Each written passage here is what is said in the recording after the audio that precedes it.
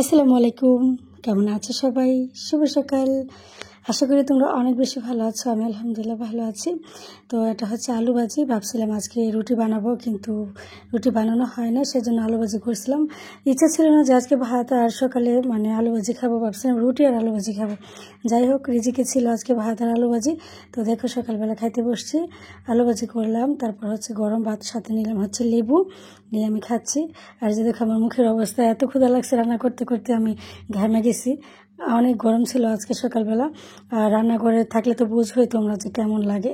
তো দেখো আমি কিভাবে খাচ্ছি, আর সাথে লেবুও খাচ্ছি, লেবুর ছাল সহকারে খেয়ে নিচ্ছি। তারপরে এত ইয়াম্মি হয়েছে রান্নাটা, বিশ্বাস করো গাইস, যে আলু ভাজিটা অনেক অনেক অনেক বেশি মজা হয়েছে।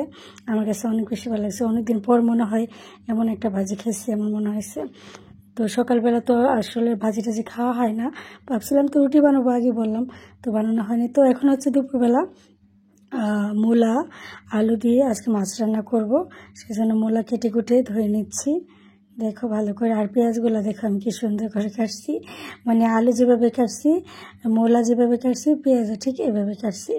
কত সুন্দর হয়েছে, দেখছে কাটাটা ভালো। তো এটা আমি আজকে মাছ দিয়ে আর কষিয়ে রান্না করব। আর আমার কাছে কষিয়ে রান্নাটা অনেক বেশি ভালো লাগে, যেটা পাতিল রান্না হয়েছে। দেখো আমি পাতিল বসে দিয়ে দিলাম তেল, তারপর হচ্ছে মিষ্টি জিরা এবং কালো জিরা দিয়ে দিছি, তারপর দিয়ে দিচ্ছি হচ্ছে লবণ, তারপরে হচ্ছে এটা হলুদের গুঁড়া, তারপরে আমি দিয়ে দিব হচ্ছে সব কিছু দিয়ে দিব, এটা হচ্ছে ধনিয়া গুঁড়া, তারপর হচ্ছে মরিচের গুঁড়া দিয়ে দিচ্ছি, তারপর দিয়ে দিলাম বিসমিল্লাহ বলে আমার কাটা জিনিসগুলো, আলু মূলা আর পেঁয়াজ। তো ভালো করে নেড়েচেড়ে দিচ্ছি। আমার এভাবে কষিয়ে রান্নাটা অনেক পছন্দের।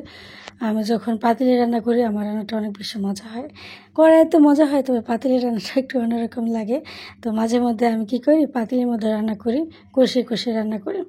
তো এখানে দেখো কষানো হচ্ছে কত সুন্দর করে। তো আমি একটু নাড়াচাড়া দিয়ে দিচ্ছি। আর মূলা তরকারি আলু তরকারি আমার অনেক বেশি পছন্দ। তো এদিকে দেখো আমি অন্য চুলার মধ্যে আমি মাছগুলো ভেজে নিচ্ছি। তো আজকে আমি এই মাছ দিয়ে মূলাটা রান্না করব।